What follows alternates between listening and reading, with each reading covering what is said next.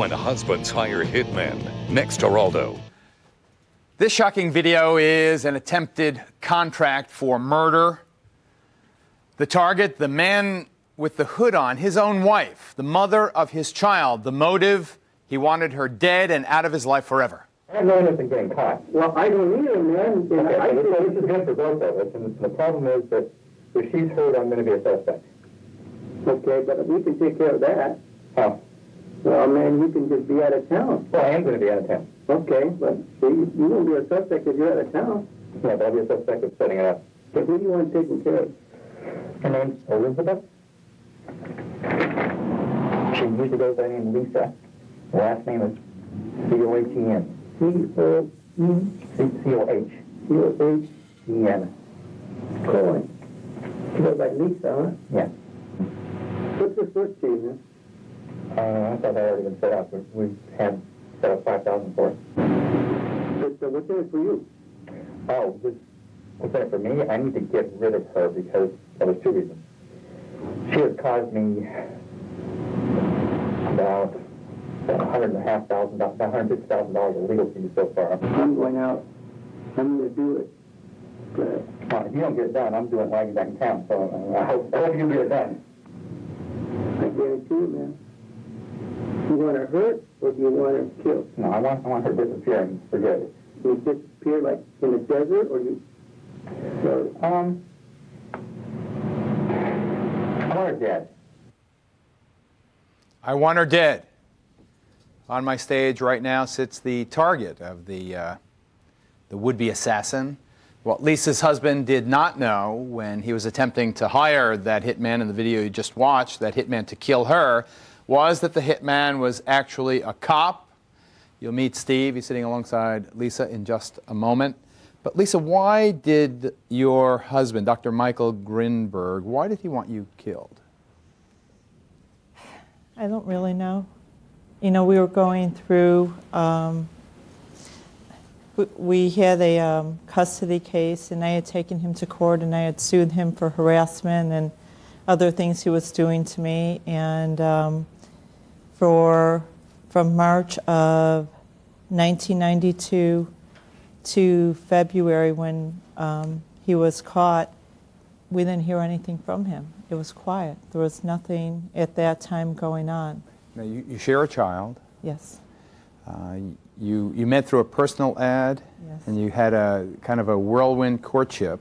Yes. Things seemed okay initially, but weren't there incidents of abuse pretty early on? Yes. Michael tried to strangle me the day after I had a miscarriage. It was Christmas of 1987. Why? He blamed me for losing the baby. He said I was working too much and I caused the miscarriage. And the second time he tried to strangle me, I was 5 months pregnant with our daughter, Haley. And then there was another incident when she was 6 months old. And you went to court because you alleged a pattern of physical and emotional harassment. Yes. Yes.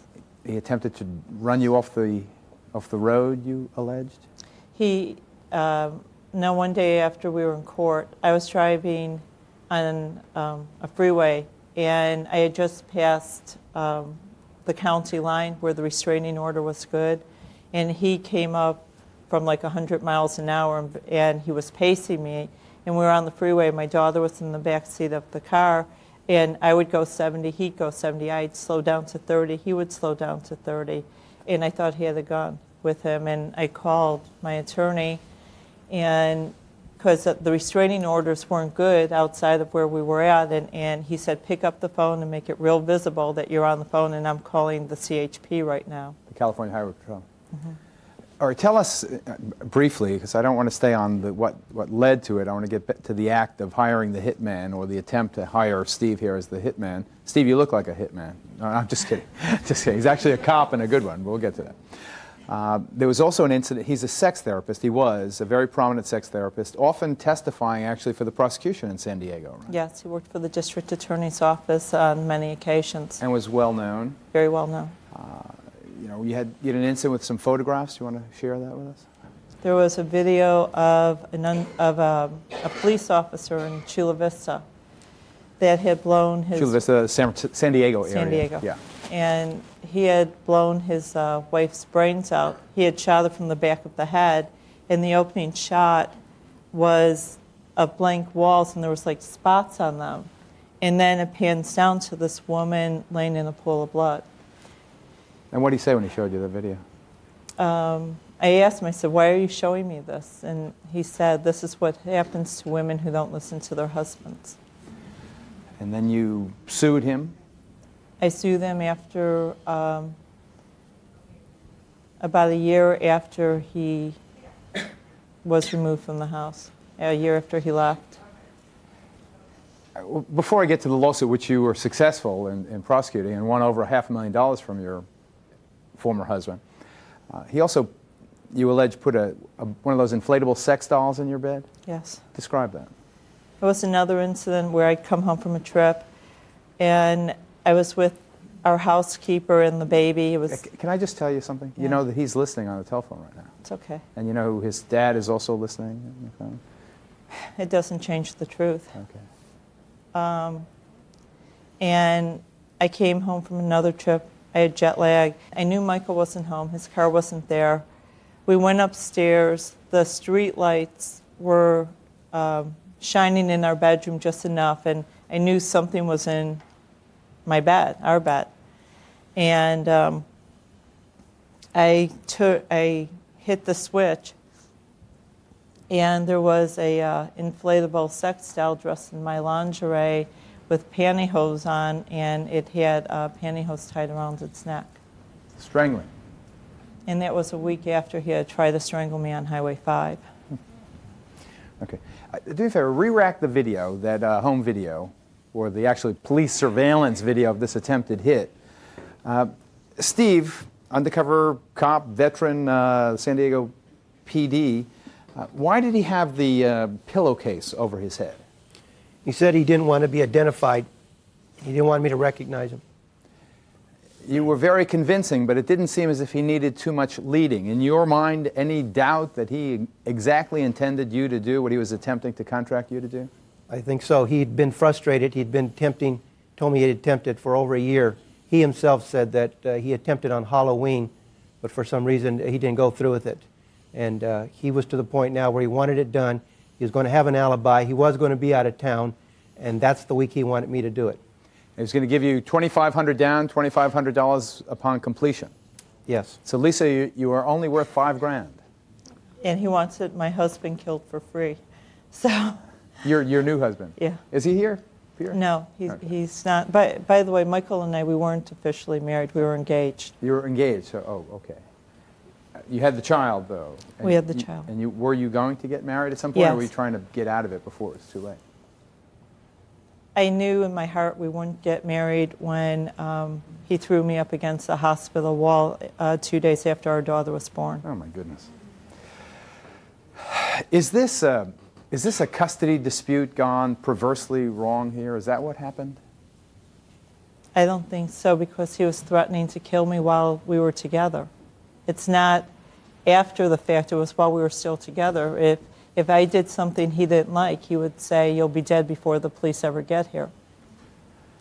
Now, Wayne Hughes is the attorney in the custody and related matters, Wayne, or in the lawsuit? Custody case, the civil case, an appeal to the 4th District Court of Appeals, in the bankruptcy court, and then a juvenile court action to terminate his parental rights. Any doubt in your mind but that this man remains a threat even after he has been convicted and sentenced and put away in jail? Now he has served his time, now he's out. Do you think he still has a grudge against Lisa? Do you think he is still capable of attempting to end her life? He's still dangerous. You're talking about a man, you may have not noticed it, but in the video underneath the pillowcase, he has a Brandeis University t-shirt on. He went to Brandeis University. A very wonderful school. He's a bright man. We believe that he has substantial financial resources. While he was in prison, it was obvious that he had not learned anything when he was being sentenced. His attorney, his family, asked him to show some sort of remorse. He refused to do that. While he was in prison, he sent us a letter which was a pretty explicit threat saying, remember the last conversation that I had with you? And that was directed to a gentleman by the name of Mike Pundiff. And the conversation was Mr. Pundiff and myself, and in that conversation, Dr. Grimberg said, I can have Lisa killed anytime I want to. And it was approximately 11 days later that he was then arrested by the San Diego police officers. In addition... Okay, actually, let's have some tape on that. Here, roll that. Here's Michael Grinberg. Basically, you're saying she started it first. Yeah. And that you were justified in going around telling people you'd like to kill her because of what she had done. Is that what you're telling me? Justified in telling people that? Yeah. You seem to think that her behavior justifies you in going out and telling people that you would like her dead and that you would and that you had thoughts about killing her.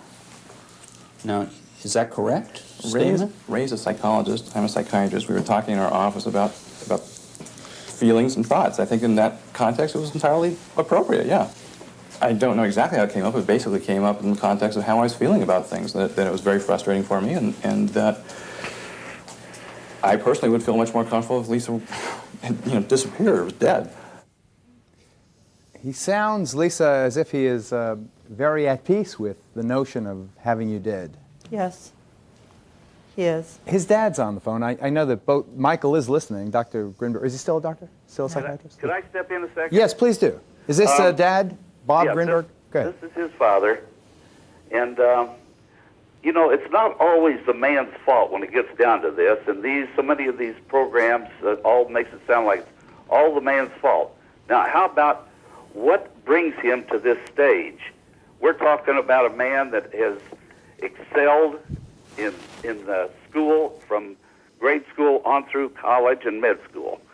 He's never had a minute's problem with anything as far as behavior, and 14 years in practice, never had a problem there. What makes someone think that all of a sudden he's going to be a killer? What brought him to this?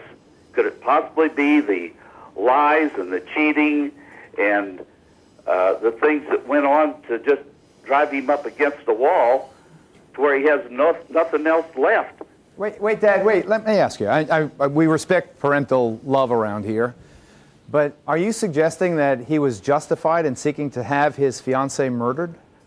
I'm not. No, you're never justified in that, Geraldo. Never. But there's times when you're driven to it. I mean, when there's no other way out.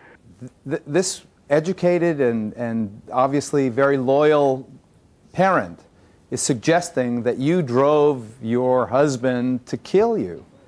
Focus on that. I don't think I have that kind of power to make someone want to kill someone else. I think that has to come from within, Michael, and not me. Why aren't you screaming at the camera? Why aren't you outraged? I am outraged. I've lived with this for 8 years. 8 years I've lived with this. I knew the day I met Wayne, I said, Wayne, before this is said and done, Michael will try to kill me. He tried to strangle me 3 times when we were together. His Bob, father do you know that your that. son attempted to strangle her 3 times? If you believe that, I'd like to talk to you about buying some property right off the coast of Florida. I have over 20 people who saw the bruises on me. We won it in court. Everyone knows it happened. Everyone. I mean, I had bruises where people saw them. How could I have made that up? Mr. Grinberg, will you stay on the line? Yeah. And if Michael is so moved, we would be delighted to have him, afford him the opportunity to hear directly from him. But Rod, you were his lawyer. You were Michael's lawyer. Yes, sir, I was. Why aren't you representing Michael today? I was relieved at Michael's request due to a conflict that occurred on the case. Is Michael a danger? I don't think right now he's a danger to anyone. Michael's under so much scrutiny right now. This case has reached such massive proportions in not only San Diego but nationwide. I mean, it's here, it's been on hard copy. I don't think Michael could walk down to buy a pack of gum anywhere in the country without being recognized. Did he intend to hire Steve to kill Lisa? I have no idea.